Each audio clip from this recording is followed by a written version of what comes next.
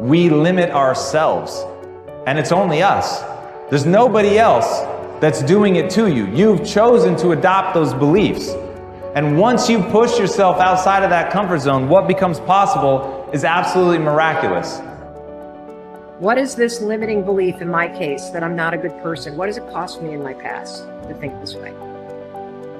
What is it costing me in this present moment to think that I'm not a good person? And here's the kicker. If I don't evolve this, if I don't get deliberate, what is it going to cost me in the future to continue to think that I'm not a good person? And the law of attraction is one that works like this. You get back from the universe, from the world, what it is that you put out there in the world.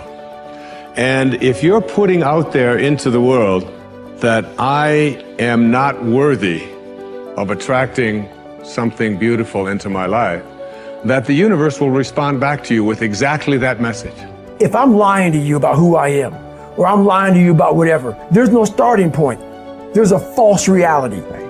You have to create the real reality. It would be better for you to act towards an end that makes everything that's good better. That's the best way to live, to make everything that's good better. And maybe to restrict the development of everything that's malevolent and evil within yourself and in the broader world, insofar as you're able to do that. And so I think that's an expression of love, is that because when you love something, you care for it. And the proper attitude towards being, I think, is care. The best thing about life is tomorrow never happens. Yes? If you just know how to deal with what's now, you know how to deal with your entire life. This moment, if you know how to manage your thought, your emotion and your body, rest drama outside happens. But if this is like this will be joyful and wonderful no matter what's the drama around you. Yes? Oh, what if this happens, what if that happens? Yes, all those things can happen. But you came here to experience life, not to avoid life, isn't it? This is about being able to think like a champion, know what goes on in their heads, understand how you can relate it to your business and whatever you do to take yourself to the next level. And I'll tell you, if you fight with all you have, more often than not, you won't go down at all. You will win. But you have to make that attitude a part of your everyday life. Do the extra repetition. Run the extra mile. Go the extra round. Make the right choices. Give the full measure. Make yourself stronger. Every day, comfort you versus growth you are in a fight. There's a war going on inside you. Comfort you versus growth you. Every day there's a fight, there's a battle, there's a war going on. And you need to decide who's gonna win the fight. It's a daily thing. And the more growth you wins against comfort you, the more you start to grow, the more you start to hit your goals, the more you start to have an impact, the more you start to love yourself. It's painful to understand how much of what you're doing isn't productive. So I'll give you an example. So I've done this a couple of times with classrooms full of students. Usually when I'm lecturing about career development, say, okay, how much time do you waste? So then I get the class to vote. How many of you waste 10 hours a day? It's like 10% of the kids will put up their hands. And it's interesting because I don't define what constitutes waste. I just ask the question. So they're diagnosing themselves, right? I'm not saying you're wasting 10 hours a day. I'm just asking. It's like, given your own attitude, how much time are you wasting? 10 hours a day. It's like 10% of the people put up their hands. Well, when you get to like 6 hours a day, 80% of the people put up their hands. So then we do the arithmetic. It's like, because I like doing arithmetic with people. People hate arithmetic, but I like doing it. It's like, okay, 6 hours a day. It's 42 hours a week. So let's call that a work week, 40 hours a week. So that's a work week. Let's say, what's your time worth? You're a university student. Well, it's certainly worth minimum wage, because obviously, but it's worth way more than that, because if you spend a productive hour when you're 20, then you gain the benefits of that hour for the rest of your life. So there's the compounding effect of time spent when we were young. So I say, well, let's assume your time's worth $50 an hour, which I think is an underestimate, but whatever, let's call it 50. We can call it 25, but we'll call it 50. That's $2,000 a week you're wasting. It's $100,000 a year. It's like, how much better would your life be if you weren't wasting $100,000 a year? It's like, what is that over 40 years? $4 million. It's like, you're rich. You don't even know it. Quit wasting time. By your own definition. It's like people shake their heads. Well, I never thought about it that way. It's like, yeah, think about it that way. Don't waste your damn life.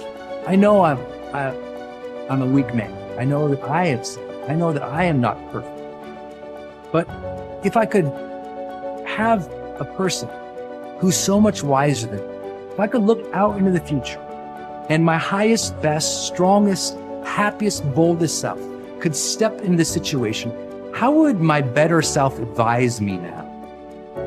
And you'll always find that your better self will say, calm down. It's not that big of a deal in the bigger picture. You're stronger than you know. Believe in your ability to figure this out. Take a breath. Take a couple breaths. Know that you could make the situation awful and make yourself feel bad, but that's your choice. Your highest self would tell you, you know what? Handle this well so you can respect yourself later. Your best self would say, handle yourself well now, just to prove that you can. Your best self would say, you know what? If you handle yourself now, you'll have fewer regrets later. Your best self would say, you know what? Instead of being angry, try to be compassionate. Because from compassion and love comes a greater power to influence than you'll ever have as an angry little child. Oof, your older self, they'd tell you, they'd learn you. They'd give you the messages that you needed to hear. What would you do as your highest self? I like my trigger for myself is when I feel those negative emotions, I ask a very specific question. My question is, if I was acting as my highest self now, what would be my next right action of integrity? Coming from a place where I want to be happy as a human being, how would I reply to this? And that changes the game. The questions we ask ourselves in moments of conflict dictate the answers and the way in which we behave. And so I say to you, take a beat, ask the questions, wonder why you're so upset, and let it go. Ask, what would my highest self do in the situation? Removing distractions is no small matter in our current culture, but it's critical. How do you do it? First, by maintaining the discipline of practicing your priorities. Don't do easy things first, or hard things first, or urgent things first. Do first things first, the activities that give you the highest return. In that way, you keep the distractions to a minimum. Second, insulate yourself from distractions. I've found that I need blocks of time to think without interruption. I've mastered the art of making myself unavailable when necessary and going off to my thinking place so that I can work without interruptions. Because of my responsibilities, I am always aware of the tension between my need to remain accessible to others as a leader and my need to withdraw from them to think. The best way to resolve the tension is to understand the value of both activities. Walking slowly through the crowd allows me to connect with people and know their needs.